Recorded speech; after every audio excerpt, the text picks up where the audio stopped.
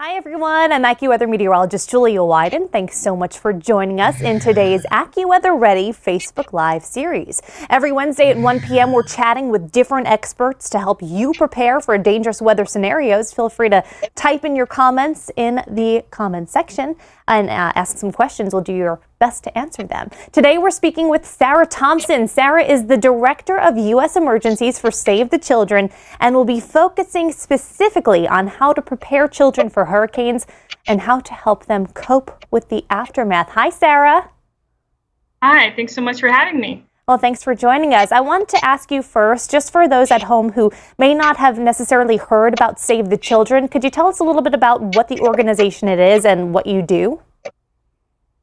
Yes, so Save the Children is an international nonprofit. We work in the United States and around the world to give children a healthy start, the opportunity to learn, and protection from harm. We've been responding to humanitarian crisis for nearly 100 years and have responded to every major disaster since Hurricane Katrina.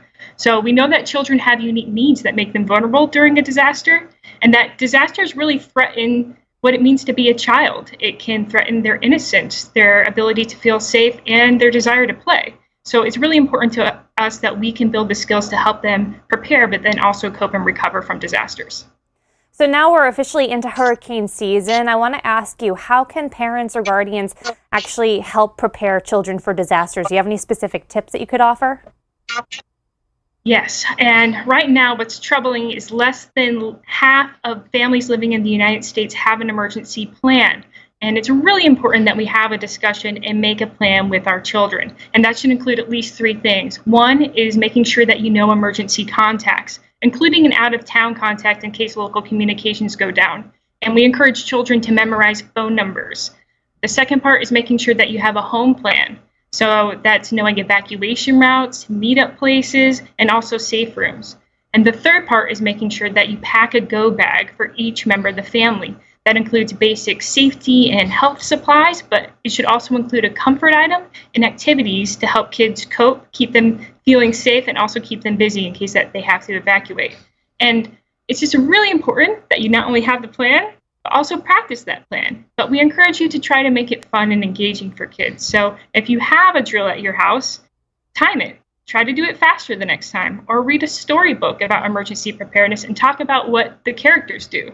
Save the Children has a program called the Prep Rally program, where you can download free resources and activities that can help families prepare. And that's at savethechildren.org/getready if you want to use that as a resource.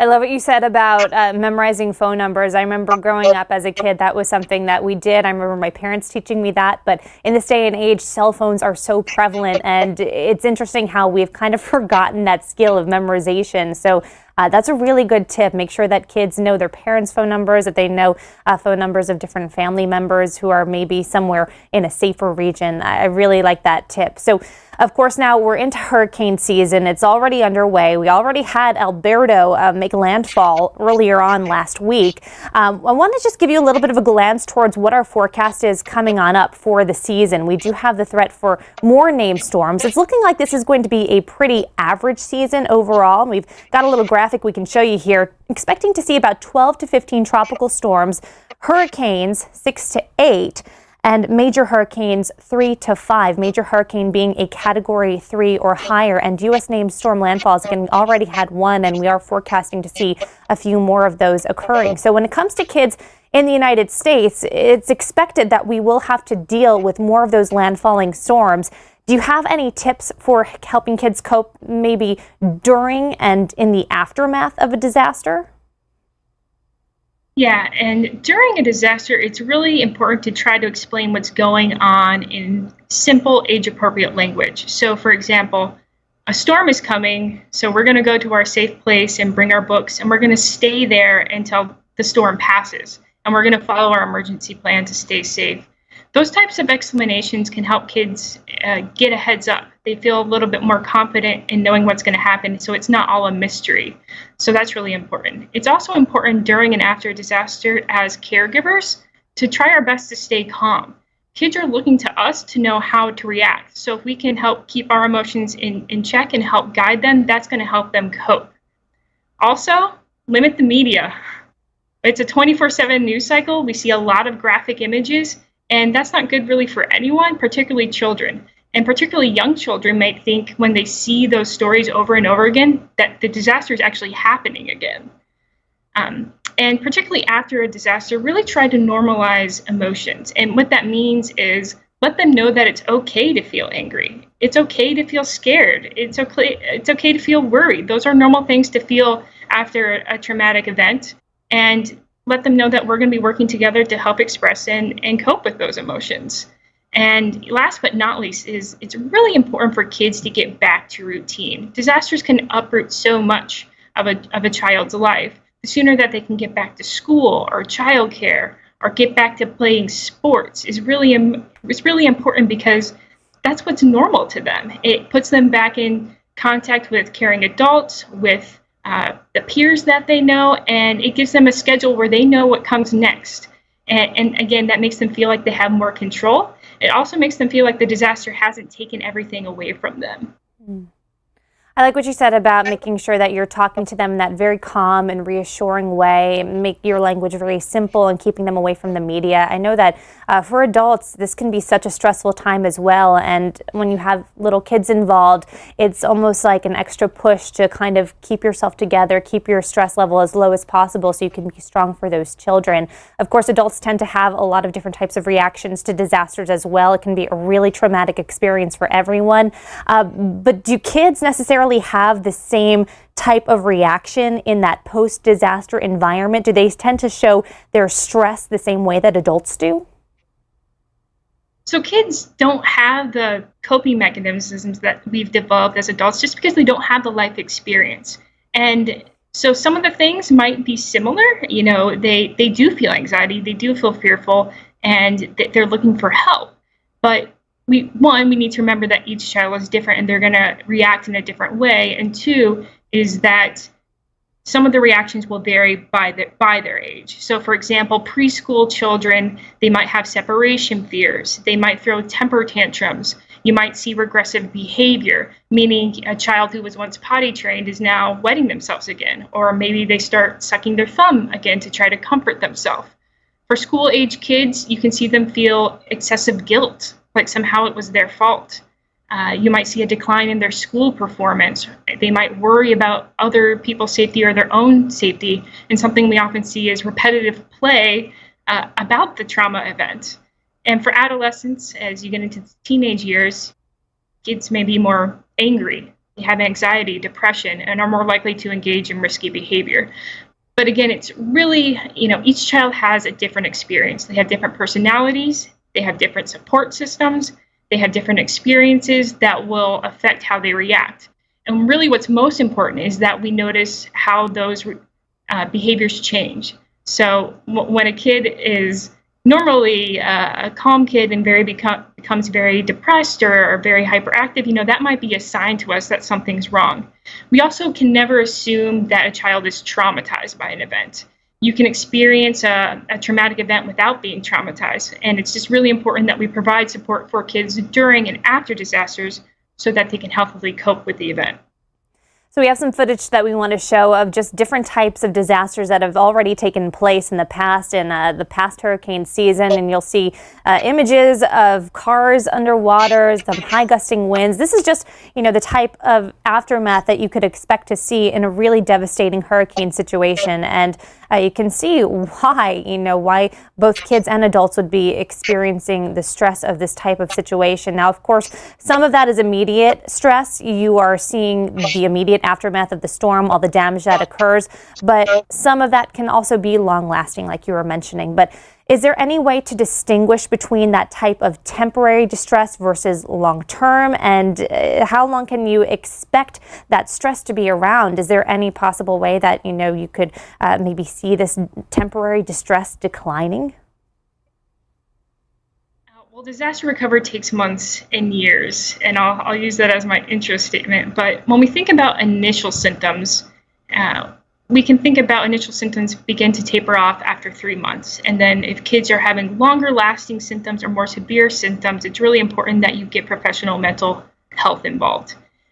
Also, if kids ever are a risk to their own safety or safety to others, get help immediately.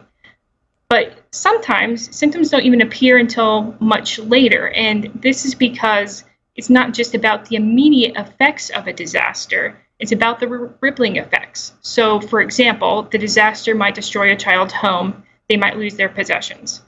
But that means that maybe they have to go to a new home and start a new school and make new friends. And all of these changes can cause stress. And the stress can snowball and exhibit itself much later, months later. And really, at the core of these reactions is still the disaster. And it's something that we need to be aware of. And an example of this is following the Moore, Oklahoma tornado in 2013, there's an 8-year-old girl, a high-performing student, very well behaved, but during the disaster, she lost her home. And we thought that things were going well for her. Her family was able to move in with her grandmother, for example. But it wasn't until the fall of the following year, when she was in school, that her mother got a call from the principal saying that your daughter has stolen something out of a classmate's backpack. And the mother thought for sure that this was a misunderstanding. Again, this child's very well behaved, has never done anything wrong. But when she confronted her daughter confessed. And when she asked why did she do it, the child said, well, the tornado stole everything from me. I wanted something back and I took it. And again, it's just realizing that disasters stick with kids and potentially for the rest of their lives. And it's really important that we notice those changes in behavior. And research shows that children who are affected by large-scale disasters are 5 times more likely to have serious emotional issues in the long run as well. Wow, so that could really be just an incredibly long-lasting situation. That's just a really impressive anecdote. Thank you for sharing that. And are there any different resources available? Maybe parents at home are realizing that their kids are struggling after dealing with something similar, be it a tornado or a hurricane. Is there anywhere that a parent or a guardian could look to try to get more information?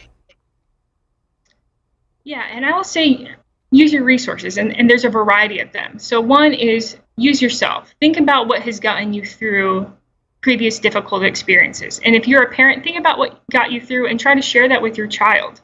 And make sure that you're practicing self-care. Again, particularly as caregivers and kids are looking for us to how to react, it's important that we take care of ourselves as well.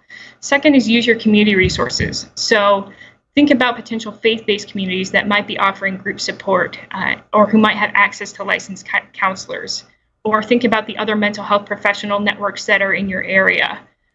Also think about the recovery resources that are available. Usually after a disaster, within shelters or community resource centers, there's access to either on-site mental health support, or they provide resources and referrals to other programs in the area that can help you cope with a disaster. And last but not least is SAMHSA has a disaster distress helpline that you can call anonymously at any time for help. And there's also a National Child Traumatic Stress Network that has a host of resources and programs that are good to help children cope and recover with a disaster.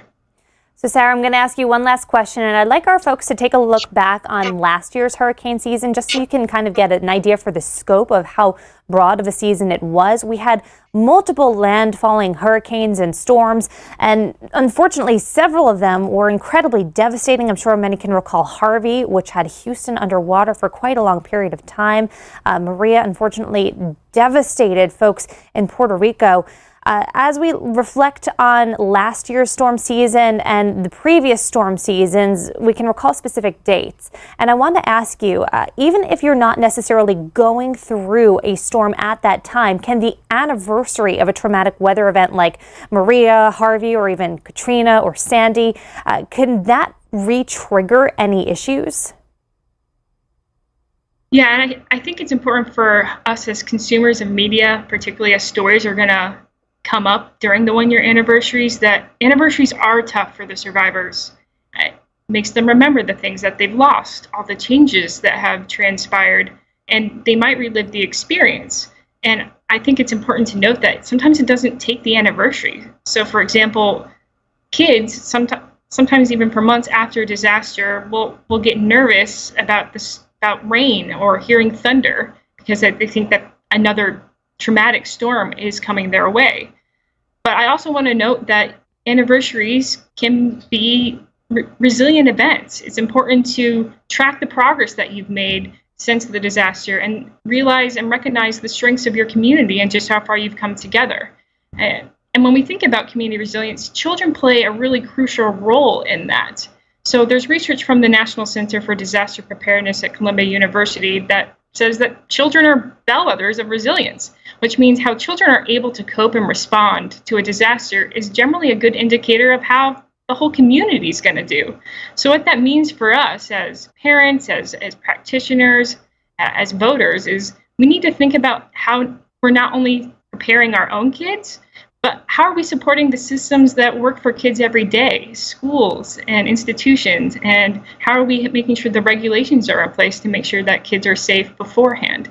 It really is a community effort to help ensure that kids are safe. And when our kids are safe, in general, our community is safer.